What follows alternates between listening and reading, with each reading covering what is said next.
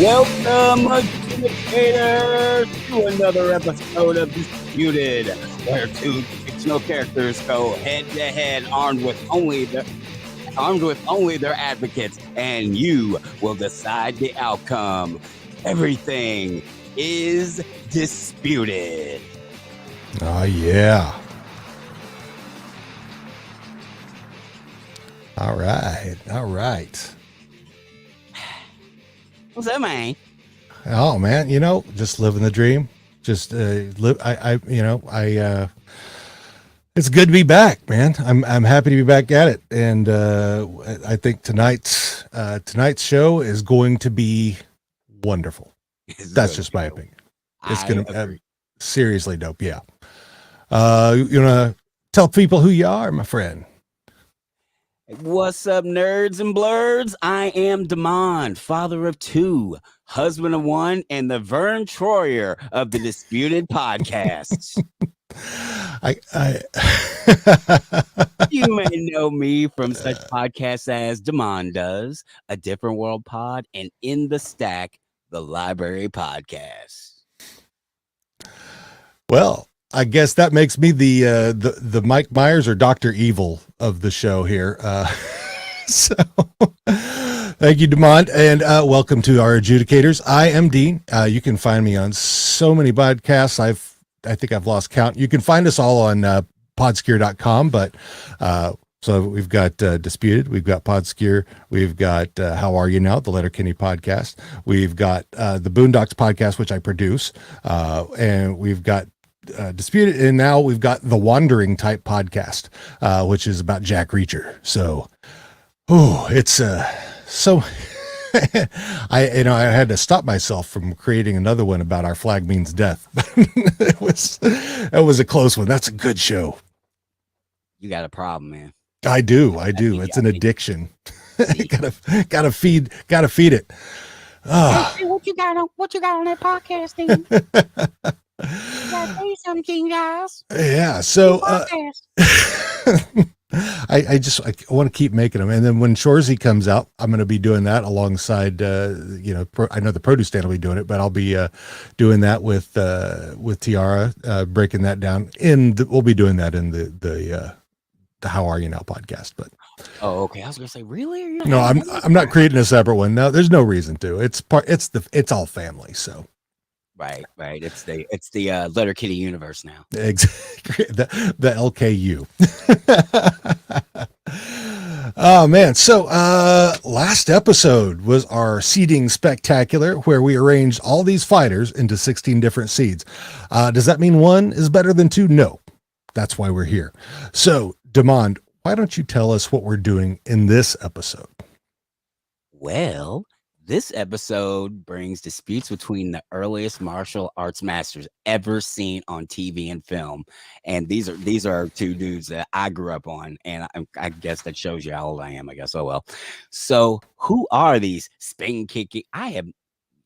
You put words on this script. I have no idea how to say, and I don't appreciate it. Who are these spin kicking ass kickers, you ask? Only two of the most sought after and well-known fighting experts in all of TV and film. Kato from the Green Hornet and Walker, Texas Ranger. Oh my, this is going to be a good one. I'm so excited. What do you say we introduce our advocates for the evening, shall we? Let's.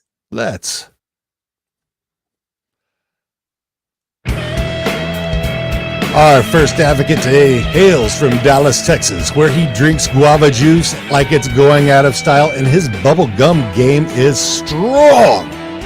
Yeah, you can call him me or Ev, but tonight we're going to ask you to give it up for ya boy, MC Amazing. Yeah, baby. Now everybody, you may remember that he was here before, and he fought valiantly for Black Dynamite, and that was a great episode, so great, and it is awesome to have you back. So tell us, who are you advocating for this evening, and what do you bring to the table? Well, First off, I'd like to say thank you very much for having me back. It's your boy MCE Amazing. Second off, husband of one. That was funny. Number 3, that intro was awesome. All right, that was like that was crazy good. I'm here to advocate for our boy. You know who he is, Kato. Basically the most important. Let's be honest, the most important part of the Green Hornet team up. I mean, Brett Reed, whatever, right? But Kato, they call it the Kato show everywhere else. I mean, you know what I mean? There's a reason for that. There is a good reason for it. I mean, you guys know. I also grew up on Green Hornet. I mean, it was like before my time, but I grew up on it, And I don't know. Like, I always thought that Kato was really cool. I didn't really realize how cool he was until I got older. I'm like, oh my God, he does everything. Yeah. But anyway, I'm going to save that for later. Once again, thanks a lot for having me back, guys. It's good to see y'all again, man. Like, it's real great to be here. It's great having you back. I missed the hat though. So yeah. Like, there were so many things I wanted to do. I wanted to wear the hat, but like my headphones were too big, so I couldn't wear the hat. And I wanted to get a Kato mask, but my car broke down, so I couldn't go to the store to buy a Kato mask. This is like the what you call. I'm like, all right, here I am. All right, I'm ready. Like, this is it, man. All right. Well, it's great. It's great to have you here, man. Oh man, I love it here. Yeah. All right, Damon, you ready to bring in our next advocates? Of course I am. From Pittsburgh, Pennsylvania, where he likes to compose weird songs in the bathroom. He's an author, info black belt, and the 2021 DDP Yoga Positively Unstoppable Challenge champion. Make some noise for Brian!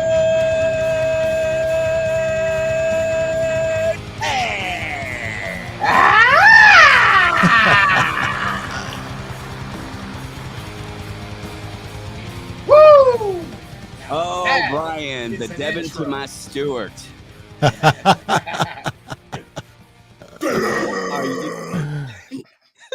Disney games will prevail. Okay, Brian, who are you that's another show. Brian, who are you advocating for this evening and why? As if he even needs me to advocate for him. You realize, let me bust some facts on you real quick. Let me just give you a little bit of knowledge. Are you aware that one individual has the ability to throw a roundhouse kick that can go through time and knock out a dinosaur? No, you don't know, because you can't know. The original one that you can't see, often imitated, never duplicated, the man, the myth, the beard, the roundhouse kick. Chuck Norris, a.k.a. Cordell Walker, Texas Ranger. It's barely even. It shouldn't even be a contest if I'm being fair. I mean, come on. This is a guy that it's a 50% chance that he's probably impregnating everyone's sister all at the same time. I mean, my God. I think Wayne may have something to say about that. Yeah, well, I mean. That'll be later on in the bracket, hopefully. All I have to say is that Wayne had just better hope that the beard doesn't show up in Letterkenny at some point, because that's just going to be interesting. That's just going to be way too much in one spot. Oh my God, we have created a monster up here. Yes, and that's what I appreciate about that. So let's get into the rules here real quick for everybody. The debate timing is as listed below. Each advocate will get 5 minutes for their opening statement. Directly following their opening statement, their opponent will get a 2-minute rebuttal. After that, Damon and I will ask each of you questions, and there may be or may not be questions from the audience, and we'll bring those in.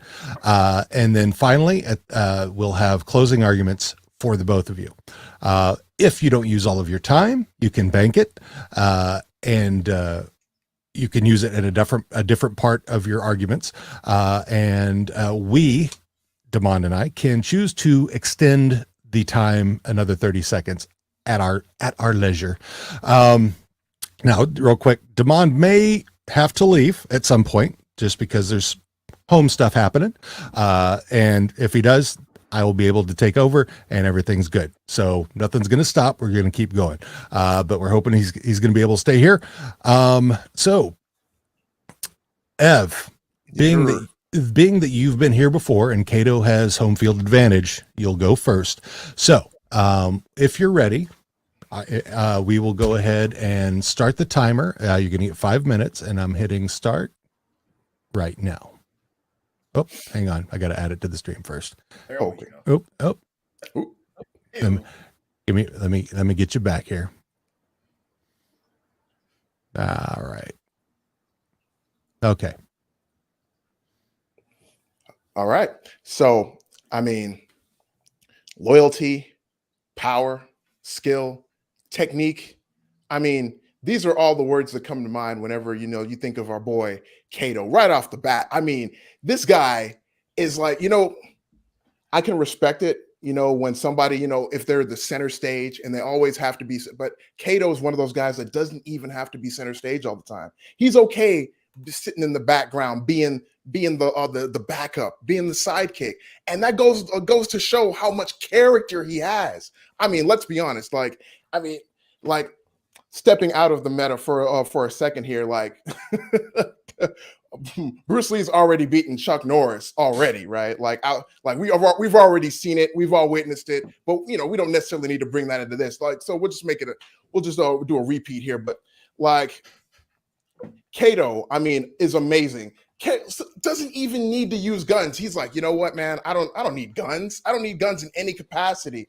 And if I need to go long range, I'll just like pick up a drawer with my foot and kick it at you, or I'll kick a lamp at you, or I'll throw a dart at you. Like, I mean, how crazy is it? Like, you have a gun and you're at a disadvantage because you're like, yeah, man, I got a gun, and he's like, I'm Kato, bro. What are you talking about? I mean, like I said, man, it's the Kato show. Like, regardless, forget about the title, calling it the Green Hornet. It's the Kato show, right? Anytime Britt Reed's like, oh yeah, I'm in a newspaper, man, and I'm doing this, that, and the third. But the minute he puts that mask on, like, he might as well not even be there. Kato does everything. He does all of the heavy lifting. He is arguably the best, like the most powerful character in that universe. Like, and the bravery. Have you ever seen a man drive straight into a laser beam with a car? Have you ever seen that? I tell you what, if you watch the Green Hornet TV show, you saw it. This man traveled all the way back to his temple to defend it from a whole country, from a whole army. Can you believe that? This, once again, not using guns. You know what I mean? The only time you would, like, I tell you, if you see Kato holding a gun, it's a disguise. I'm telling you, he's just trying to fool you. It doesn't matter, man. Like, Kato is the pinnacle, I would say, of style, technique, loyalty, bravery. I mean, what more do you need to know? I mean, this guy has it all. He has it all. Plus, like, he dresses so sharp. I mean, come on, man. In the entirety of the Walker Texas Rangers show, have you ever seen any outfit that he had even come close to half of the drip that Kato has every single episode? No, there's never been. Come on, man. Like, I mean, at this point, Kato's just punching down, man. I don't really have much more to say about this. I think the evidence speaks for itself. All right. That's it? That's it. All right. You're going to bank a minute 40? Oh, yeah. All right. And so, Brian, if you're ready for your rebuttal, I will go ahead and start the clock here. Give me a sec while I get you. All right. Go ahead. Well, all of that sounds all really well and good, but how can you advocate for your boy when he tied a kid wearing panties and a moccasin? How he tied the weakest of all the versions of Dick Grayson. All he could do was force a tie. Nah, I'm not feeling it. And let's go more into the fact of the matter that, all right, yeah, Kato doesn't use guns. That's all well and good. But you know what? Every now and again, when you're not going up against, comic book villains that are trying to be overtly and outrageously cartoonish, when you're going up against real criminals, you know what? Sometimes you have to pack a little bit of lead on your set, but it's never the first option because Walker goes, he tries to be diplomatic, he tries to be the nice guy, he tries to speak on it, and then when you ain't listening, that's when you probably gonna catch a roundhouse kick or something even worse, like that hidden fist under that beard. And you want to talk about loyalty, honor, dignity, respect. The man is a Texas Ranger, the creme de la creme of law enforcement in the state of Texas. Not to mention the fact that the Texas Rangers are so well respected, they named a baseball team after them. They're even some of the top law enforcement in the country wish they could be Texas Rangers, but they can't. And I recognize the greatness, and I'm not even from Texas. I've never even set foot in Texas. Furthermore, yeah, there's something to be said about a cat that's happy to sit in the shadows, but it's also someone that maybe is afraid to take on the responsibility of being the guy. If you are outshining your boss, but you're not willing to step up and be a boss yourself, that means you're just too afraid to be the man. Walker. Well, I'll give you. We'll finish your idea there. Walker don't have to be afraid to be the man. He's been the man since Zygote. All right. Now, if you're ready for your opening statement. Oh, I'm beyond ready for my opening statement. All right. So let's get it going.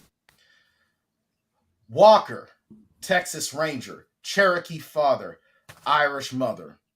This is a man who from day one has learned what it takes to have honor, dignity, courage, respect for others, especially his enemies. Never runs in half-cocked, even when the stress level is absolutely at its highest. That is when he shines. And we're not talking about drip and how they dress and blah, blah, blah. This is about who's bopping, baby. Who cares how they dress? Not to mention the fact that there are cats that wish they could have a beard like Walker's can. The beard is all it is. That's all that's needed. And every now and again, you know what? You can have dress jeans and they still look fly, okay? The fact that Walker can just walk into any club with cowboy boots, jeans, and a flannel, and you know he's walking out with pockets full of numbers if he wants them. So if we want to go with style, Walker takes it. That's number one. Number two, Walker, he is a leader, okay? When he has to take a step back, he will take a step back. But when it's time to be the leader, when you need someone that's going in headstrong with intelligence, this is the man that you want to go for. Not to mention the fact, if you ever actually look at what it takes to become a Texas Ranger, you've got to be the best of the best of the best with honors. Okay? I mean, I'm taking a look at this, and this is actually on the Texas Department of Safety website. Each applicant must be a citizen of the United States in excellent physical condition, have an outstanding record of at least 8 years of experience with a bona fide law enforcement agency engaged principally in investigation of major crimes. That is not easy to do. And to do that for 8 years, there are a lot of people that get to within 5 years of a law enforcement background and they have to step away because it's just too much. Some people that stay with it, they take different paths, but to get there and to become a Texas Ranger, that is very, very difficult to do. And he's done it and he's maintained it. Furthermore, he went off to Vietnam and fought proudly and bravely and came back. And he is so well adjusted to the horrors that he saw in war that he is able to keep an even-keeled temperament, even at the time frame when toxic masculinity was among its highest. All right. And let's not even forget the fact that Walker has a lot to fight for when it comes to it. A lot of times, if you listen to some old Eddie Murphy stand-up where he says, what would he say in Delirious? White guys can't fight, black guys fight better, Puerto Ricans fight even better, and somewhere there's an American Indian ready to kick someone's ass. You know who that is? Walker, Texas Ranger. He's got the fury of the ancestors because he lost his family. He lost his innocence due to white supremacists attacking his family. So you know for a fact that those roundhouse kicks are coming with just a little bit more fire when it comes down to it. And really, Walker doesn't have to hide behind a mask. Walker is who he is. He don't have to hide. And he doesn't have to go, yes, boss. No, boss. Do you want me to change the oil on the Black Beauty, boss? No. Damn. Walker isn't a manservant. Walker is, to quote the music of the great William Regal in the WWF, he's a man. He's a man. Walker, Texas Ranger. Bam. All right. You bank a minute here. Go ahead and pause that here. So great arguments so far. Let's see. And then, we get a rebuttal from E right now. So if you're ready, let's go ahead and get that going.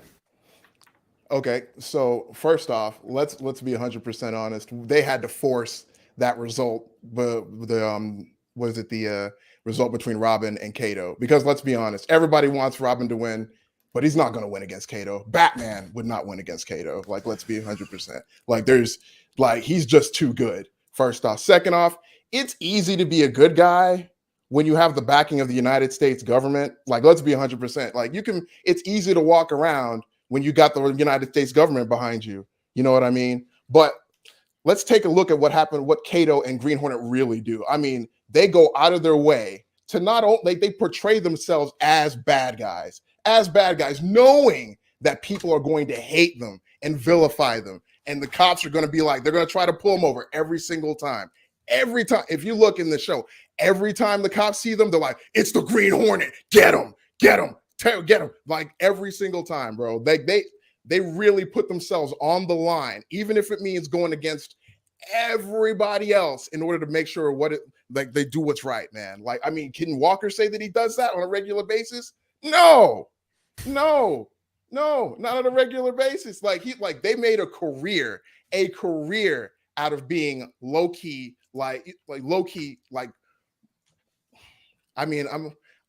There's so many times where they've had to go in and pretend like they're making a deal with somebody just to like screw them over and basically just take the whole thing down every time. And I mean, like, everybody hates them and they know that. They could drive around town knowing everybody hates them. People that are their friends in the daytime, during the nighttime, they'll call the cops on them because it's Kato and the Green Hornet every single time. Also, the drip Walker Texas Ranger, that'll do really well in Texas. In Texas. Like, he's really great in Texas. But tell him to go to the Green Hornet hood and see how well he does. All right. Great opening statements, great rebuttals. Demond, you have any questions for E here? Man, oh boy. Okay, so Kato and Walker are from two different time periods. If the meta show side, wise, in meta wise, obviously Bruce Lee is gone. So right. Bruce Lee was gone when Walker came out. Right. But how do you think Kato would be? How do you think he would do in a modern setting? Would he still be having to play yes a massa, no a massa, or would it actually be the Kato show everywhere, or would he be a warrior? What the thing about it is, I think that Kato would definitely be more of a central figure. I think now, I think definitely in a modern setting, Kato would definitely flourish. Like, he would have to be like an equal partner with Green. And matter of fact, I would probably say that he'd have the Green Hornet and Walker Texas Ranger tuning up his car. You know what I'm saying? Like that. Like, he'd be like, oh, okay, get to work, guys. I'll handle. Because I mean, let's be honest, he needs to be able to focus on the work, the heavy lifting. You can't be worrying about the car all the time. I mean, think about it this way. He's worrying about all this stuff. He's like trying to make sure the car's right, making sure because remember, he's the most important part of any plan that the Green Hornet comes up with. Any plan that he comes up with, it's like, if Kato doesn't show up, I'm screwed. That's it. I'm done.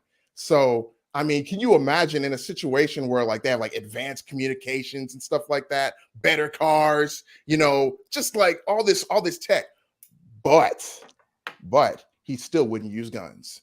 because I mean, what does he need him for? If you on the very first episode, dude is like Green Hornet sitting there trying to question a guy. Guy says, "I'm not telling you nothing." And he's like, "Oh yeah?" Looks at Kato. Kato just gives him the knife hand right here. Doesn't even touch him. Dude's like, "All right, I'll talk. Just get it. Like, I'll talk."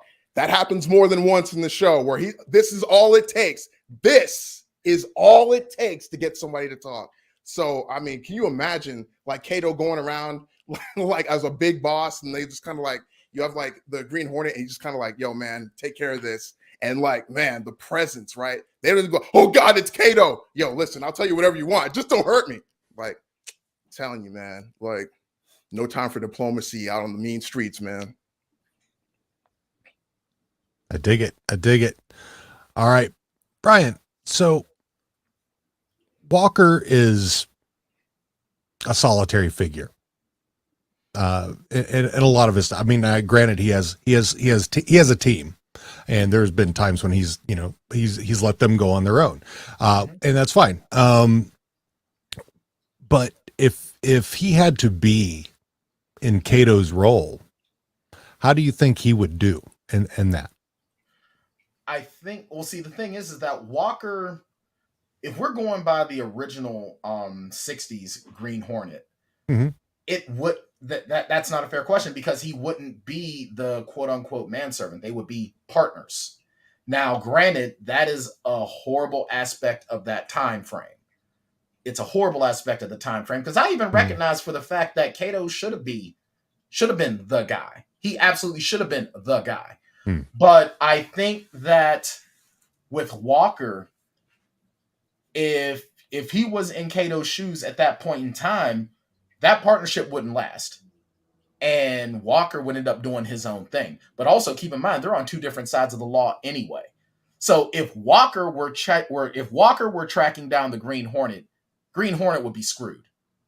Because the bottom line is this: Walker, with all the years of law enforcement as well as military training, the stuff that they're doing, Walker's gonna be a couple of steps ahead of the game anyway, because when you're a Texas Ranger, you have to be able to not only be reactive to crime, but you also have to be able to investigate.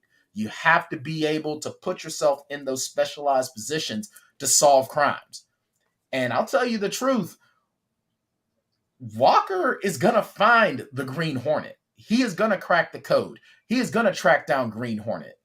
And none of the silliness that Green Hornet and Kato use is going to outlast Cordell. Like, honestly, and even if you eliminate the Green Hornet from the equation, because, T will take care of him. You ain't gotta be a Billy Bob badass to deal with Britt. Britt ain't all that. And T will own Britt within a minute. Can we agree on that? Good. Yes, we can definitely agree on that. Yeah. So now you got Walker versus Kato. And eventually what's gonna come up happen? This is gonna be a knockdown drag out no matter what. But at the end of the day, I think that Walker's gonna end up winning it out one way or the other, because I'm telling you right now, I'm surprised Kato ain't got more than a hernia trying to piggyback Britt on his shoulders all the damn time. He's going to be spending all this time trying to save Britt, and Walker's going to catch him. Period. All right. Good answers, both of you.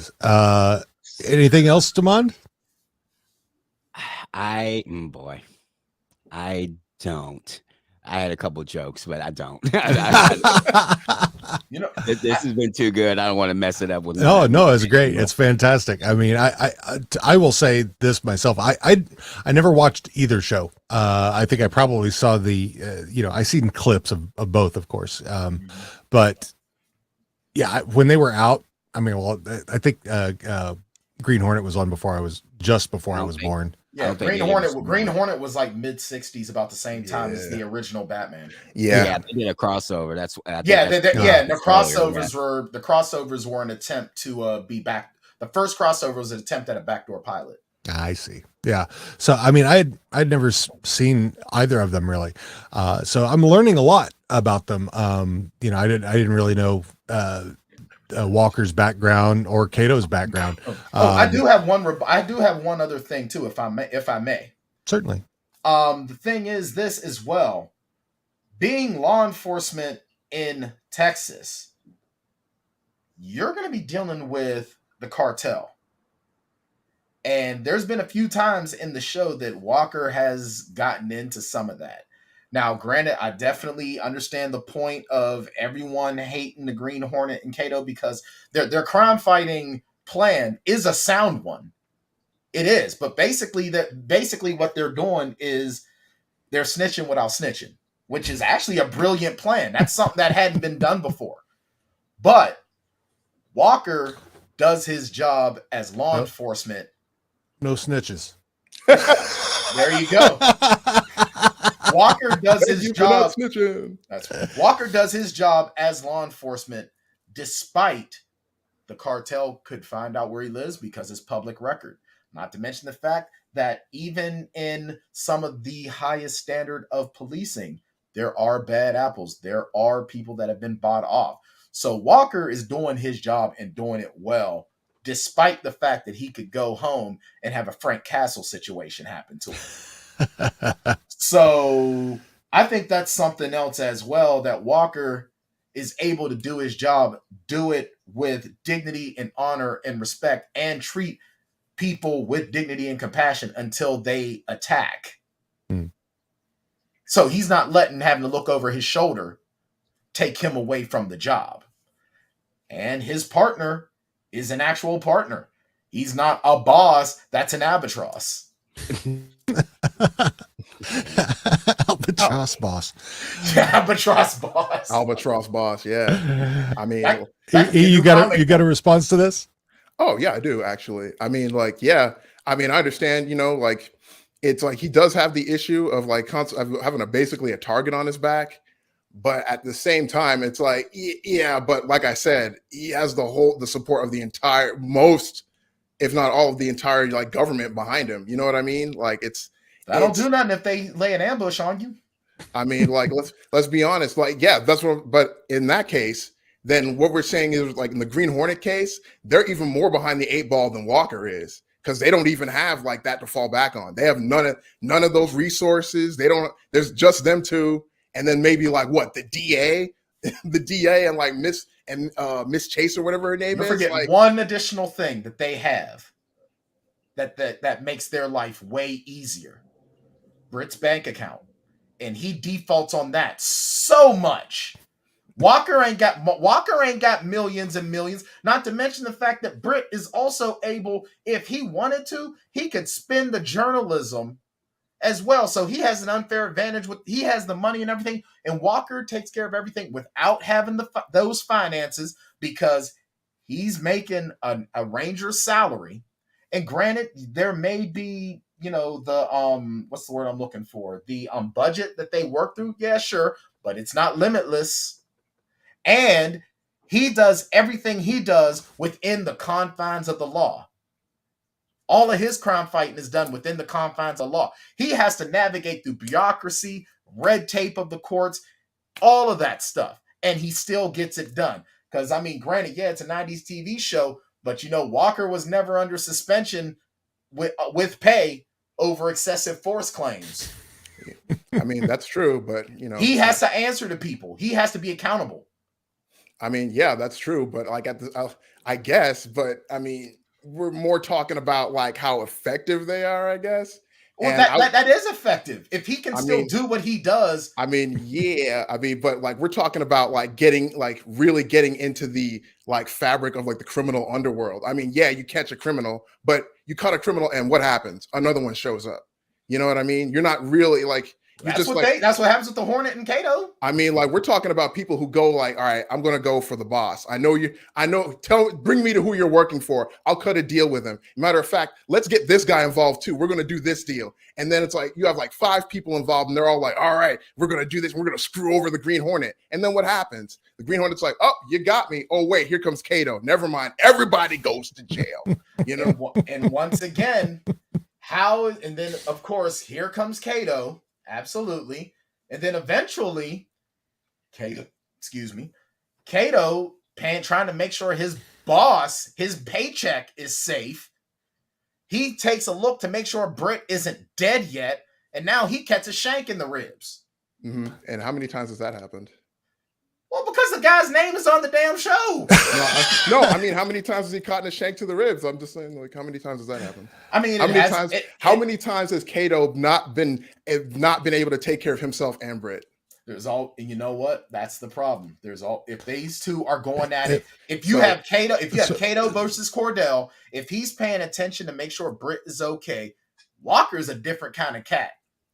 I would like to say that Walker had better hope that that's the situation, or maybe not, right? Because in a situation where they're going one-on-one, I mean, Kato's going to win anyway, right? But if you have a situation where he's like sitting there and he has to take care of Britt, you maybe might have a chance, but you better win, because if you don't win, he basically Kato beats Walker with one hand tied behind his back. Do you think Green Hornet weighs Kato down?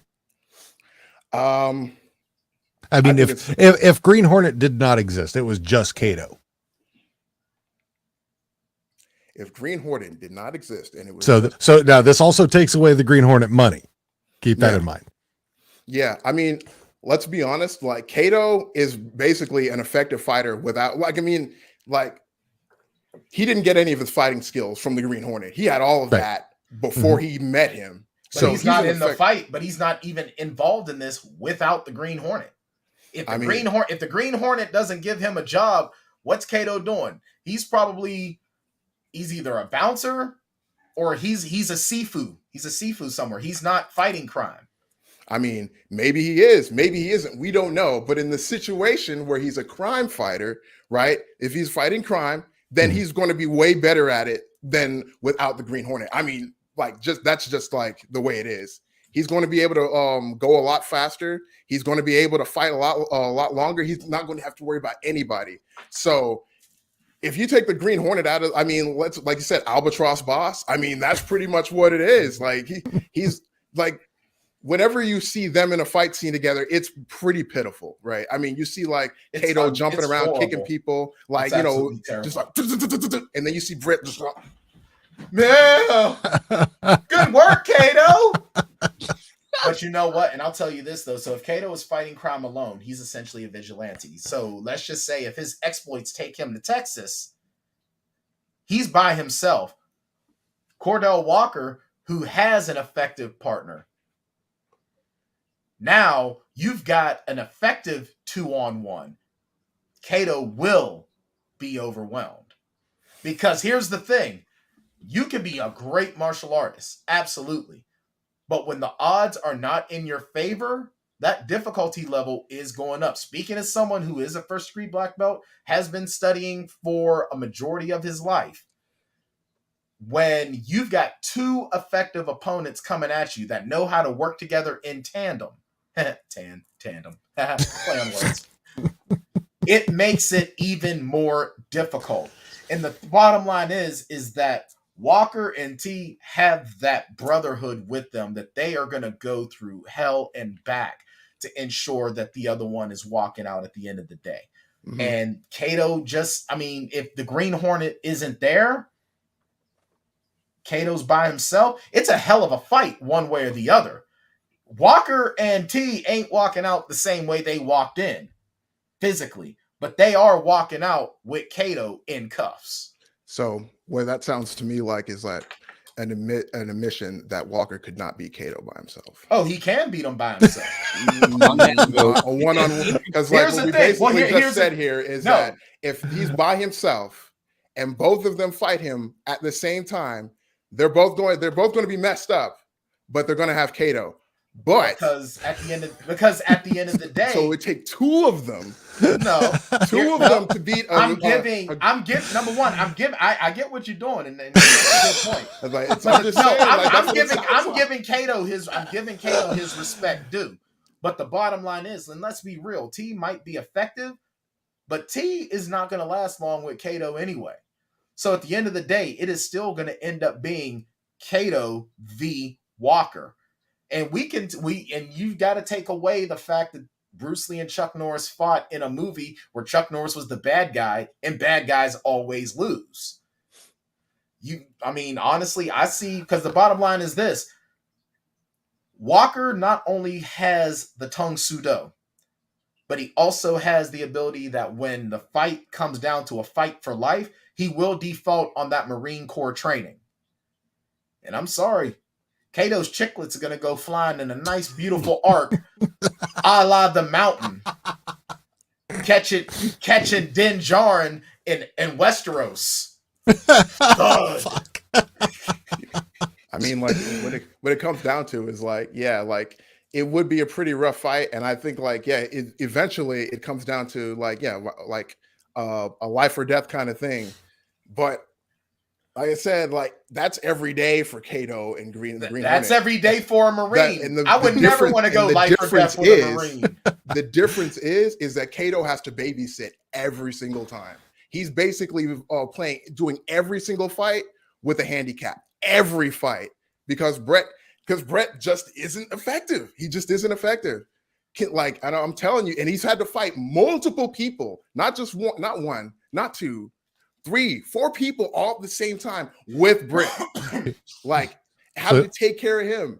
So you're saying that Britt is a -2 NPC? Yeah, exactly. just being in the general area, like -2 on every skill. I have never seen an Orko have his name as the lead character. Because I'm sorry, man. Britt is about Orko in like the worst way. Like, but he's not the new Orko. So you're gonna have to explain Orko to me. Orko from He-Man. He-Man's his floating magician that could never cast a spell properly. Gotcha. Oh God, he's terrible. He is absolutely the worst. I want to compliment you on bringing in as many IPs as possible. Curse you, He-Man. Hey man, my blurred card is always ready for inspection. I love it. You guys are awesome. I could let this go on, but we can't let this go on. This horse has been duly beated, and I think at this time we're at the place where that the debate is really over, and folks now need to go vote, which you can do at https://disputedpod.com/Kato V Walker. That's KATOVWALKER. And we'll have our votes open until we get up to the next episode, and we'll announce the winner of this episode then. So that'll be on our next episode, which we'll tell you what that is in a little bit. So Demond. Wow. Man, this was so good. This could have gone another hour, and it'd have been verbal tennis. Like I almost typed a note to Dean that said, "Man, this is actually turned into a verbal scrap the way y'all are getting into it." I mean, we've got the man, the myth, Kato with obviously a 200 and who needs to lose about 210, 220 pounds versus Walker, who not only has the most epic beard, not only is he a Texas Ranger, he also helped The Undertaker fend off Yokozuna in a casket match by spin kicking Jeff Jarrett with tight ass jeans on in real life. So we're talking about two epic, just colossal master giants of industry. I cannot believe this is the very first match. These next few months are going to be insane. Yeah. I mean, and this is right in the middle of the pack right here. Number seeded 8 and 9. So this is right in the middle of the pack. I'm looking forward to the highs and lows versus each other, and the closer we get to the 1 versus 16, which should be very interesting. Guys, Brian, since you're new here, why don't you give us some plugs about where we can find you and such? Yeah, sure. So you can find me at the Plotaholics podcast. plotaholics.com, where you have myself and my other half, Shane Wilson, two authors that love doing film reviews. We just finished which movie did we just did The Bubble, the new Judd Apatow comedy on Netflix. We do our films on a shot system, so 1 shot, 0 to 1 shot is almost a perfect movie. 5 shots, you need to kill yourself just to get through the whole thing. But you can definitely check us out at plotaholics.com. You can get us wherever you get your podcasts. We're also on YouTube, youtube.com/the Plotaholics. I am also the host of the Tandemonium Sports Show, part of the Vendetta Sports Media Podcasting Network. You can check us out every Tuesday, 6:30 p.m. Eastern Standard Time at twitch.tv/Vendetta Sports Media, where we basically discuss what's going on in sports, and I give my opinions on what's going on in sports. That's really about it. You can find me at Brian Tan Author on the tweet machine, or at Tandemonium VSM, or at Plotaholics, all on the Twitter. Beautiful. Nice. All right, E, what you got? Well, everybody, it's great to have been here again. Thanks for letting me come back for yet another Disputed podcast. You guys are amazing, amazing even. And yeah, I love that. You guys can check me out as always on Twitch at twitch.tv/emazingxp. Hit me up on Twitter at MC_emazing. I'm on YouTube as well. That's at the same thing, MC Emazing. Also, you can catch me on the TVFGC, on TVFGC News. I host that. We also do a podcast called Input Output on Fridays, and where we talk about general fighting game topics, about which character is the best, which character is the worst, what games would you have at a tournament and stuff like that. Yeah, that's pretty much it, man. Once again, I'm glad to be here again. This was really fun. Yeah. One of the things if I can go on, one of the things I really enjoy about the Disputed podcast is my knowledge of Kato was very surface level before you suggested doing the Kato versus Walker Texas Ranger, and it's one of those things where you say, okay, I'm gonna go look up Kato and look up the Green Hornet, and then you become so embroiled in what you're researching. It's like, wow, now I'm a fan, right? Yeah, same here. Actually, I want to start reading the comics. Yeah, it's great stuff, right? It really is. It really is. I didn't even know at one point that Kato had a daughter who she was just like this, even more of a badass than he was. Yeah. I mean, I'll tell you the truth. All things considered, because I was more of a fan of Kato than I ever was of Walker, obviously. But the best part about that Green Hornet movie that we got 12 years ago is I love how they expanded upon Kato, and they actually made it where he was even more important to Britt.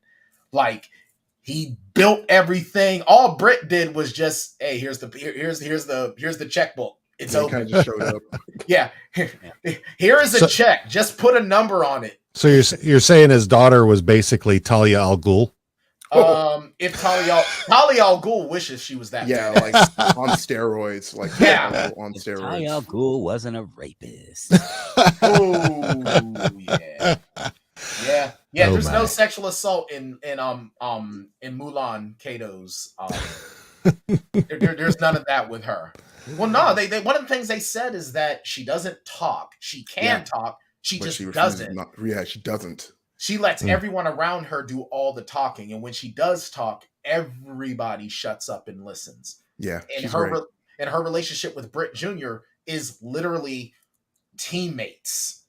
They are teammates. And he defaults to her a lot. Right on. Very cool. So, Damon, next episode. Oh, man. Our next scheduled bout. Sorry, excuse me. COVID's a motherfucker. Yeah. Man, our next scheduled bout is going to be a doozy because we have Luke Hobbs from the Fast and Furious franchise versus Roberta McCall aka the Equalizer. That is Ooh. going to be a doozy. Wow. Hell yeah. God character versus God character. Oh man, they are. This is going to be great. Now Hobbs doesn't have as much screen time, as much history as Bacall does. So it's going to be interesting. I mean, because, but he's the cavalry. Yeah. But yeah, I mean, if you think about, how long Equalizer's been around, and I mean, and Denzel, I think I love Denzel's, he walks in, clicks his watch and see how long it takes him to kick a whole room's ass. I mean, it's going to be brilliant. So I'm really looking forward to it. So, all right.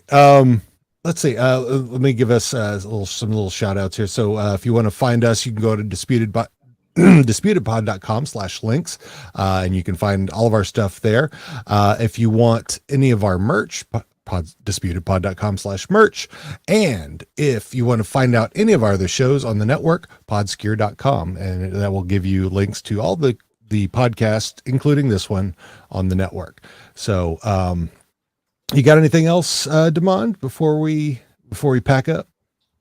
I do not, but we will see you in 2 weeks. Yes, in 2 weeks. 2 weeks. So, 2 weeks. Yes. In a fortnight. So,